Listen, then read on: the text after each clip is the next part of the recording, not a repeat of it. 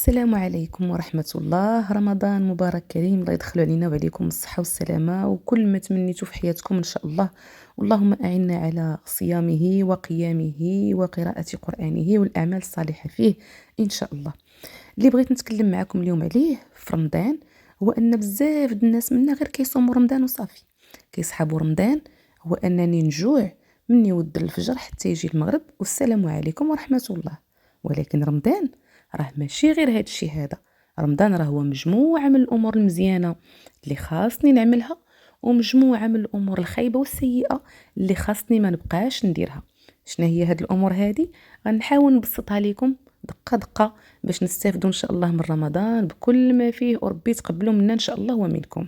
إذا رمضان كيف قلنا فهو شهر العبادة، وفي اللغة هو الإمساك عن شهوتي البطن والفرج من طلوع الفجر إلى غروب الشمس. شنو المعنى ديال هذا الشيء؟ معناها في اللغة هو أن رمضان هو أنني كنصوم، ما كناكلش وما كنجيش مثلا الا كنت مزوج ولا ما كنمشيش نجي لمرتي مثلا بالشهوة مني كيطلع الفجر حتى كتغرب الشمس. هذا هي اللغة، ولكن معها أيضا أشياء أخرى. رمضان تاني ماشي هو بحال مثلا عندنا حنا كاع الدول العربيه تبارك الله، هي دول ديال الكرم، كنعمروا الطبالي وكنعطيوها الماكله والشهيوات والنهار كله حنا كنجريو في الكوزينه، وفي بلاصه الشهيوه كنديروا 10 ورا نصوروا الشهيوات ديالنا ورا نحطوها ورا نتقاسموها. ماشي هذا هو رمضان. وغير كنكملوا الفطور وكتقل لينا الكريشه، كنشعلوا التلفازه وراك البرامج. هذا ماشي هو رمضان. هكا بحال الا كنضيعوا رمضان ديالنا وما كنستافدوش منه. رمضان هو واحد الشهر عطى لنا ربي سبحانه وتعالى مره في العام، اللي كان كيتسناه رسول الله عليه الصلاه والسلام، والصحابه رضوان الله عليهم كانوا كيتسناوه بشوق، لان فيه كيترفعوا الاعمال، فيه كيتغفروا الذنوب، ولانه هو الشهر اللي ربي سبحانه وتعالى ما حددش الاجر ديالو. قال لك الاجر ديالو على الله سبحانه وتعالى، يعني كل واحد والمجهود ديالو، حيت كل واحد والصحه ديالو، كل واحد والصبر ديالو، كل واحد شحال عانى في هذا الشهر، كل واحد شحال صبر، كل واحد شحال صدق. فربي سبحانه وتعالى جعل الاجر ديالو عليه، ما حدوش لينا. وداكشي علاش كان الرسول عليه الصلاه والسلام والصحابه رضوان الله عليهم وحتى دابا حنا المسلمين كنتسابقوا. كل واحد كيتسابق غير مع راسو، شكون فينا غادي يدير خدمه كتر باش يتقرب الله سبحانه وتعالى كتر، باش ياخذ الاجر كتر. اذا الخلاصه اشنا هي؟ ماشي هي كنشد الشهوتين ديال البطن والفرج، يعني الجنس والاكل، هادو هما اللي كنحبس صافي وكنقول رانا صمت. لا، الصيام مجموعه من الامور. نبداو بالحوايج الزوينه فيه اللي نحاولوا اننا نعملوها، وندوزوا للحوايج الخايبه اللي نحاولوا اننا نتفاداوها. طبعا ما غاديش نقول كل شيء، غير شويه شويه من الحاجه. واول حاجه خاصني نركز عليها في رمضان من غير الصيام هي الصلاه، يعني اركان الاسلام، وكنت تكلمت لكم عليهم في واحد الفيديو سابقه. الصلاه هي ركن، اهم ركن من اركان الاسلام، وهي عماد الدين. وما نصليوش لانها مفروضه علينا، انا في نظري نصليو حبا. ربي سبحانه وتعالى عطانا بزاف ديال النعم. شوف الانسان الا دار معاك غير شويه ديال الخير شحال كتبقى تشكر فيه، فما بالك بربي اللي ما كتخليه حتى شحال كتغلط وفي الاخر كيجي وكيكافئك.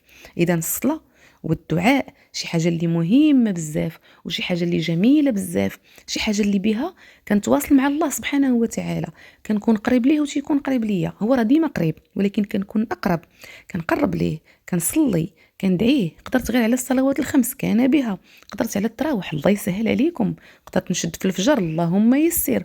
وكل ما قدرت ندير شي حاجه اكثر نديرها. ولا قدرت ندير التراوحي في الصلاة ديال الجماعة اللهم يسر، خير ما خير كبير هذا. وكل ما عطيتي لربي كتر ربي ما محتاجناش، ولكن بحال الا كنعبروا على الشكر ديالنا والحمد ديالنا لله سبحانه وتعالى. كيف قلت لكم الانسان ممكن يدير معك حاجه بسيطه وكتبقى تشكر فيه وتعترف ليه، فما بالك بربي سبحانه وتعالى اللي كيجي وكيقرب حتى لعندك وكيقول لك طلب يا عبدي وانا نعطيك.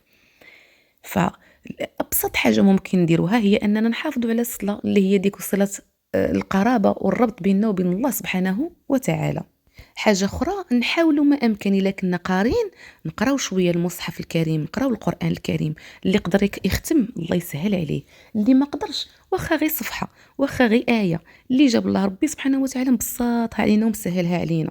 كاين اللي كيقرا، كاين القرآن دابا مسموع، كاين الناس اللي متبعيني هنا في القناة التعليمية راني حاطه لكم الصور القصيرة كنحفظهم وبطريقة ديال التكرار ومبسطة. راه كل صباح إن شاء الله إلا ربي سهل غادي تلقاو صورة اللي قدرت عليها نديرها. كاين اللي بغى يختم، كاين اللي بغى يحفظ، كاين اللي بغى يفهم القرآن، كاين اللي بغى يتدبر ويحس بالقرآن.